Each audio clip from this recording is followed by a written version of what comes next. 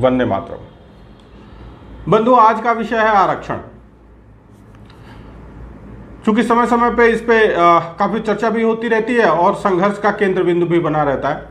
वर्तमान में हम जो इस पे चर्चा कर रहे हैं उसका कारण मराठा आंदोलन है, जो काफी समय से आरक्षण की मांग कर रहा है। एक बार हम ये जो व्यवस्था है आरक्षण की, इसकी एक समीक्षा करेंगे ताकि ये हम जान सके कि वर्तमान में इसकी कितनी प्रासंगिकता है और किस प्रकार की प्रासंगिकता है। वास्तव में बहुत सारी चीजें हैं, सामाजिक व्यवस्था अगर हम कहें या संवैधानिक व्यवस्था ही है, तो समय समय पर उसका एक समीक्षा, एक मूल्यांकन आवश्यक हो जाता है ताकि हम वर्तमान की आवश्यकताओं के अनुसार उनको परिमार्जित कर सकें। और संविधान निर्माताओं को भी इस बात का ज्ञान भली बात था, इसीलिए उन्होंने संविधान के अंदर ही उसमें अमेंडमेंट्स, परिवर्तन करने का जो तरीका है या जो नियम है वो भी उसमें वर्णित हैं। लेकिन बहुत सारे ऐसे कारण हैं जिनकी वजह से उसका एक तरह से कह सकते हैं कि जो ये परिवर्तन की जो शक्तियां हैं उनका सदुपयोग बहुत ज़्यादा नहीं हो पाया, ज़्यादातर दुरुपयोग ही होता है। तो आज एक बार हम नीति निर्माताओं के का जो विचार था वहां से लेके भाई उनका क्या विचार था उसके बारे में ठीक ठीक कह पाना तो बड़ा मुश्किल है, लेकिन एक हम विश्लेषण करने का प्रयास करेंगे कि तब से लेके अब तक परिस्थितियों में क्या परिवर्तन आया है और इन सारी व्यवस्थाओं का क्या वर्तमान में प्रासंगिकता क्या है। तो जैसे कि मेरा मानना है, हमारा व्यक्तिगत विचार है कि अगर हम उस समय जो भी रीति नीति निश्चित की गई उसको देख के कई बार ऐसा प्रतीत होता है कि नीति निर्माता बहुत जल्दी में थे, सारी चीज़ों को बहुत तेजी से सेटल करना चाहते थे, उनका प्रोस एंड कॉन्स विचार किए या अपनी वीकनेस और स्ट्रेंथ का एक उचित मूल्यांकन किए बिना ही, अभी जैसे अगर हम बात करें तो अगर हम अर्थव्यवस्था की बात करें तो जो फर्स्ट 5 ईयर प्लान था वो हैरेट डोबन मॉडल पे था, जिसमें पूरी तरह से जो जापान में हुआ कि एग्रीकल्चर को हम डेवलप करेंगे और फिर वो एक क्या कहते हैं कि फाउंडेशन स्टोन होगा डेवलपमेंट का। और दूसरी योजना सीधे हम शिफ्ट करेंगे पीसी महालनोबिस मॉडल पे, जो कि हेवी इंडस्ट्री के एस्टेब्लिशमेंट में था। तो ये प्रधानमंत्री जो उस समय थे, अब उनकी कार्य क्षमता और बुद्धिमत्ता पे तो हम प्रश्न चिन्ह क्या लगाएंगे, लेकिन कहीं ना कहीं वो कंफ्यूज थे। और एक तरह से जो एक पहली चीज देखने में आती है कि संभव है कि उस समय चूंकि 1000 वर्ष की गुलामी थी तो हमारी सारी व्यवस्था छिन्न भिन्न हो गई थी, हमारी परंपराएं, संस्कृति, सभ्यता सब कहीं ना कहीं मिसप्लेस था या चीजें अपनी जगह पे नहीं थी।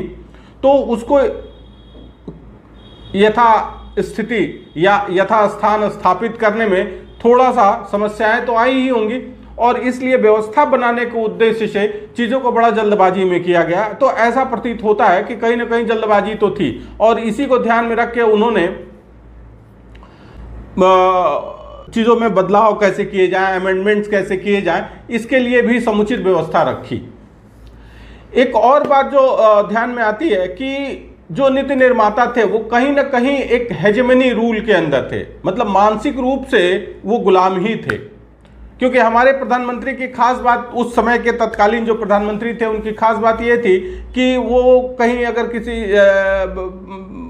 विदेश दौरे पे जाते थे, वहां कोई नई चीज देखते थे तो वहां से कॉपी करके लाके यहाँ थोपने की कोशिश करते थे।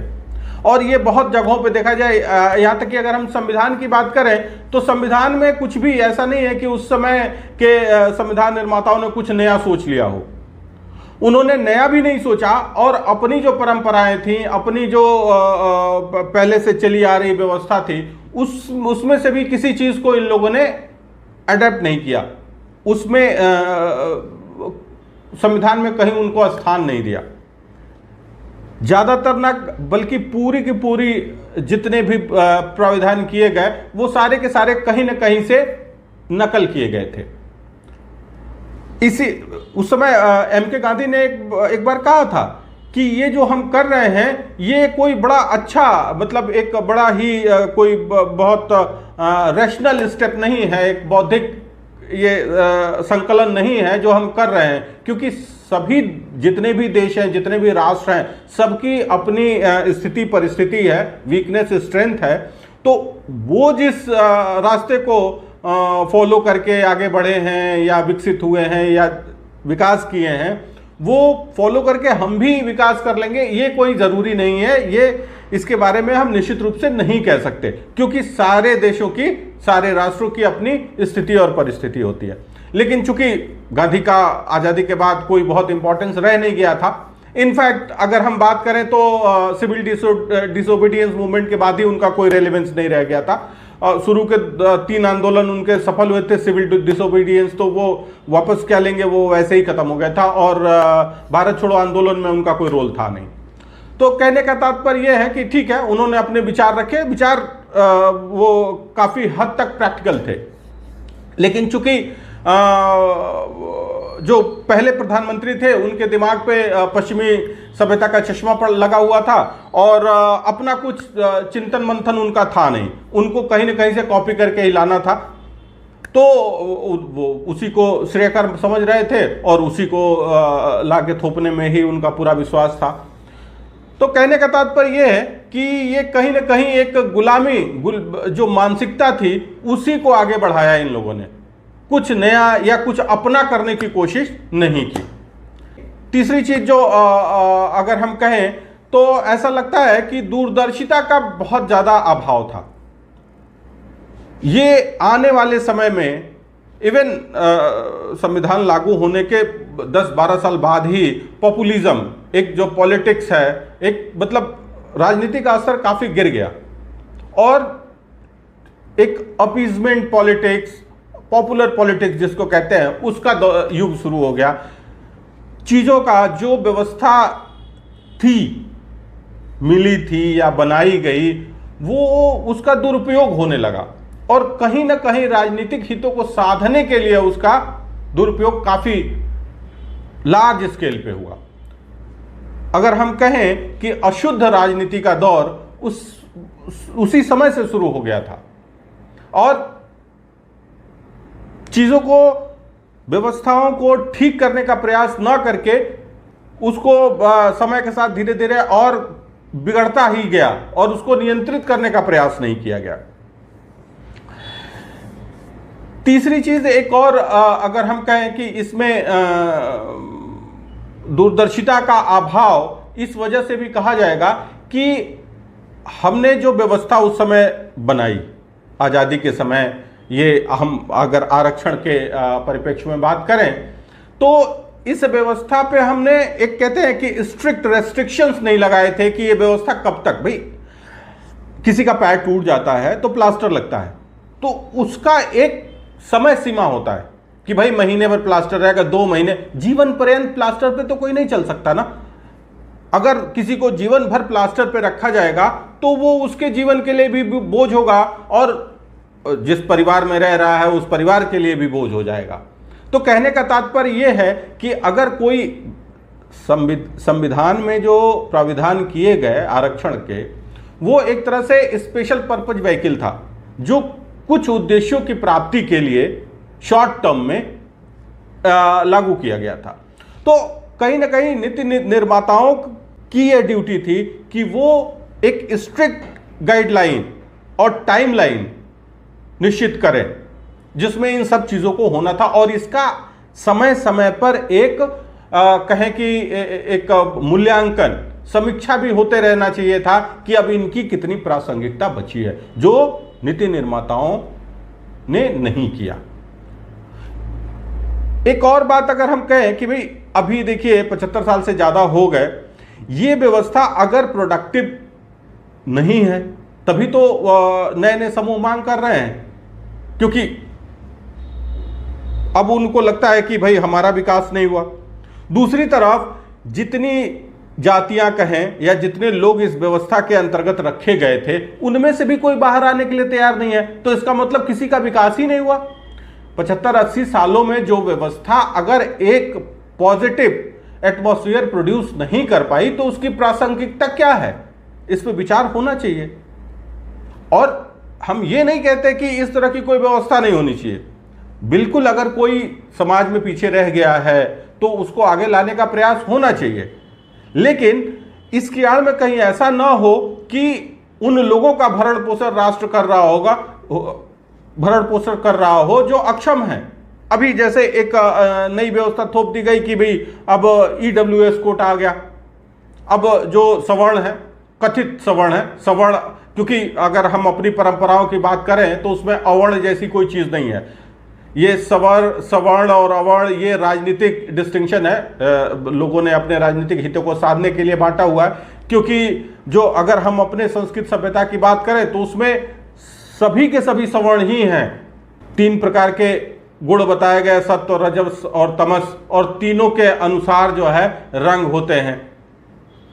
तो कहने का तात्पर्य यह है कि और इन तीनों गुणों से बाहर कोई है नहीं, तो फिर अवर्ण कहां से आया? ये एक राजनीतिक शब्दावली है। तो इसीलिए कथित जो सवर्ण हैं जिनको अभी एक नया वो कोटा बना दिया गया है EWS। अब संविधान में जो व्यवस्था की गई थी वो सामाजिक और शैक्षणिक रूप से जो लोग पीछे रह गए थे उनके लिए कुछ अलग से व्यवस्था की गई कि भाई इनको आगे बढ़ाने के लिए उनको कुछ व्यवस्थाएं दी जाएंगी। अब इतने वर्षों बाद एक नई कैटेगरी जोड़ी गई, मतलब यह है कि ये लोग पहले सक्षम थे और अब अक्षम हो गए। तो अगर इस तरह से हम व्यवस्थाएं देने लगेंगे तो कोई अपने आप को डेवलप क्यों करेगा, एफर्ट क्यों लगाएगा? अगर फ्री में कुछ मिल जाए तो उससे अच्छा क्या हो सकता है? फिर तो ये तो हम फिर अक्षम लोगों की फौज तैयार कर रहे हैं। और ऑलरेडी हमने कुछ लोगों को बैसाखी और वेंटिलेटर पे रखा हुआ है और अब उनको वेंटिलेटर में मजा आ रहा है, वेंटिलेटर से हटने के लिए तैयार नहीं है। तो क्या हमें यह मूल्यांकन नहीं करना चाहिए कि भाई जिन लोगों का इतने वर्षों में उत्थान हो गया है उनको अब हम इससे बाहर कर दें, और अगर किसी का उत्थान नहीं हो गया है तो हम इस व्यवस्था की प्रासंगिकता के बारे में विचार करें? यह ऐसा आवश्यक नहीं है। कहने का तात्पर्य यह है कि यह व्यवस्था या तो काम कर रही है या तो काम नहीं कर रही है। अगर काम कर रही है तो आउटकम क्या है, और काम नहीं कर रही है तो यह व्यवस्था क्यों है?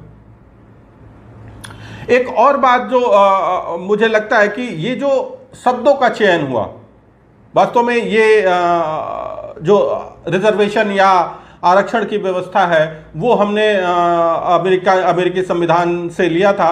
वहां पे इसको अफर्मेटिव एक्शन के नाम से जाना जाता है। अब अफर्मेटिव एक्शन एक कहते हैं कि एक सकारात्मक व्यवस्था है, लेकिन अगर हम वही आरक्षण की बात करें तो इससे एक नकारात्मकता का बोध होता है। हमने कुछ जगह सुरक्षित कर दिए हैं कि यह जगह खाली रहेगा तब तक कि जो एक पीछे आ रहा है वो कब तक आएगा इसकी कोई गारंटी नहीं है। वो थोड़ा तेज चले इसके लिए हम कोई व्यवस्था नहीं करेंगे, लेकिन आके वही बैठेगा। ये थोड़ा मूर्खतापूर्ण लगता है, क्योंकि अब हमने आरक्षण उसके लिए कर दिया, उसके लिए जगह निश्चित कर दी, आने की व्यवस्था नहीं की अगर ठीक से, तो फिर कैसे आएगा? तो हमारा मानना है कि पहले तो उसके आने की व्यवस्था की जानी चाहिए, जगह तो वो बना ही लेगा। तो एफर्मेटिव एक्शन से एक पॉजिटिव वाइब्स आते हैं कि हम उनकी यात्रा को सुखद और सुविधाजनक बनाएं, न कि हम आउटकम ही फिक्स कर दें कि भाई दौड़े कोई रेस यही जीतेगा। तो कहने का तात्पर्य यह है कि दौड़ने वाला ही रेस जीते, अब कोई बैठे बैठे रेस जीते तो ये ठीक नहीं है। और कहीं ना कहीं ये व्यवस्था की त्रुटि है। और यदि व्यवस्था ये अल्पकालिक एक शॉर्ट टर्म टारगेट अचीव करने के लिए बनाया गया था तो ये 75-80 साल शॉर्ट टर्म तो नहीं होता है। तो हम ये नहीं कहते कि इस व्यवस्था को हटा देना चाहिए। वास्तव में मेरे कहने का तात्पर्य यह है कि इस व्यवस्था का जो एक कहते हैं कि एलिजिबिलिटी क्राइटेरिया जिसको कहते हैं, या इस व्यवस्था का जो मूल है उसकी समीक्षा होनी चाहिए कि जो हमने क्राइटेरिया रखा था इस व्यवस्था का हिस्सा बनने के लिए, उस क्राइटेरिया में कहीं दोष तो नहीं है, और यदि दोष है तो उन दोषों का निवारण होना चाहिए। नहीं तो आए दिन ये मांग उठती रहेगी कि हमको शामिल किया जाए। कोई कह रहा है कि रिसोर्सेस को जनसंख्या के अनुसार बांट देना चाहिए। अरे रिसोर्स हैं, मजाक थोड़े है, रोटियां थोड़े हैं कि घर में 4 लोग हैं और 24 रोटियां 6-6 रोटी बांट दो। ये ऐसे देश नहीं चलते, राष्ट्र ऐसे विकसित नहीं होते। तो कहने का तात्पर्य यह है कि ये संघर्ष जो रुकना चाहिए, और एक कहते हैं कि एक रैशनल, एक बौद्धिक नियम या एक बौद्धिक व्यवस्था बननी चाहिए, एक व्यवस्थित एक बौद्धिक तंत्र बनना चाहिए जिसके आधार पे ये निश्चित किया जा सके कि वास्तव में किसको बैसाखी की जरूरत है। एक स्वस्थ आदमी को आप बैसाखी पकड़ा रहे हैं। भाई एक व्यक्ति जो है पिछले 10 पीढ़ियों से रिजर्वेशन लेके और आगे अपनी एक कहते हैं कि भाई 10 पीढ़ियों से वो लगातार आरक्षण ले रहा है, और 4 पीढ़ियों से उसके IAS है। तो अगर वो इतने लंबे समय तक आरक्षण लेके भी क्या वो विकसित नहीं कर पाया खुद को, और अगर नहीं कर पाया तो फिर तो व्यवस्था कतई आगे उसको ले जाने योग्य नहीं है। क्योंकि भाई इतने समय में अगर विकास नहीं हो पाया तो फिर क्या मतलब है, फिर कब तक? एक बड़ा प्रश्न है कि कब तक। तो एक कहीं ना कहीं सरकारों को अपना एक मूल्यांकन, एक इसका समीक्षा करनी पड़ेगी कि वास्तव में ये कब तक और किसको, इसका आधार क्या होना चाहिए। केवल राजनीतिक उद्देश्यों की पूर्ति के लिए एक उपकरण के रूप में इसका प्रयोग करना कहीं से भी उचित नहीं कहा जा सकता है। आज के लिए इतना ही, धन्यवाद।